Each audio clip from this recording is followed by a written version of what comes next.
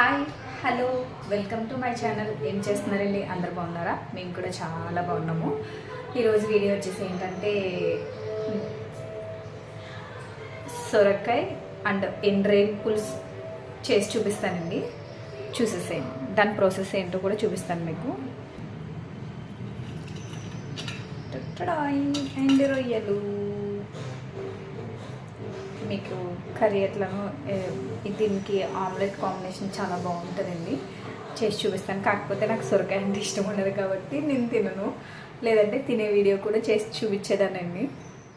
So ఇక్కడ వచ్చేసి సొరకాయకి అయితే పీల్ అయితే తీసేసుకుని ముక్కల కింద కట్ చేసుకుని ఉల్లిపాయ, పచ్చిమిర్చి, కొత్తిమీర, పుదీనా, కరివేపాకు, పసుపు, ఉప్పు, కారం అయితే యాడ్ చేసుకోవాలి. దాని తర్వాత వాటర్ అయితే యాడ్ చేసుకోవాలి. వాటర్ పెట్టిన తర్వాత ఇంకా కుక్కర్ మూత అయితే పెట్టేసి కుక్కర్ అవన్నీ వేసుకున్న తర్వాత ఒక 4 విజిల్స్ 5 విజిల్స్ వస్తే సరిపోతుందండి, ఉడికిపోతుంది. ఇంకా దాని తర్వాత ప్రాసెస్ వచ్చేసి చింతపండు నానబెట్టుకోవాలి కొంచెం. ఇంకా ఎండ్రాయిల్ కూడా క్లీన్ చేసుకుందాం, అది కూడా చూపించేస్తాను.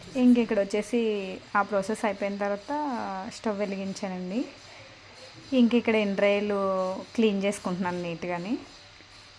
ఎండ్రాయిలన్నా పచ్చిరాయలన్నా క్లీనింగ్ అయితే ఇట్లానే చేసుకోవాలి. ఇంకా అదంతా కుక్కర్ విజిల్స్ అయిపోయిన తర్వాత చింతపండు పులుసు అయితే యాడ్ చేసుకోవాలి. దాంట్లో కొంచెం బెల్లం కూడా యాడ్ చేయాలి.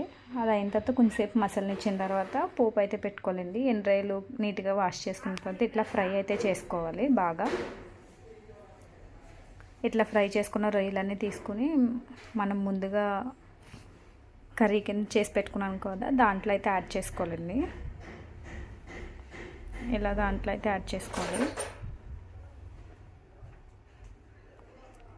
ఇక్కడ వచ్చేసి పోపు అయితే వేస్తున్నాను. పోపుకి అయితే వెల్లుల్లి, శనగపప్పు, మినపప్పు అయితే ఫ్రై చేసుకున్న తర్వాత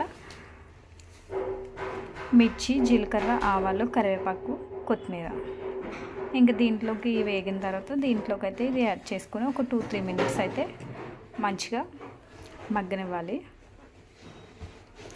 ఇక్కడ ఆమ్లెట్కి వచ్చేసి ఉల్లిపాయ, పచ్చిమిర్చి, ఉప్పు, కారం, వాటర్ అయితే యాడ్ చేసుకొని మిక్స్ చేసుకోవాలి బాగా. దాని తర్వాత ఎగ్ అయితే చిట్లు కొట్టుకుని వేసుకోవాలి.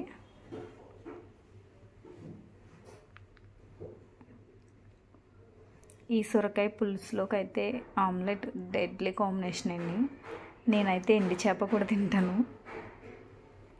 ఇంకా వేడివేడిగా ఆమ్లెట్ రెడీ చేసుకుంటున్నాం.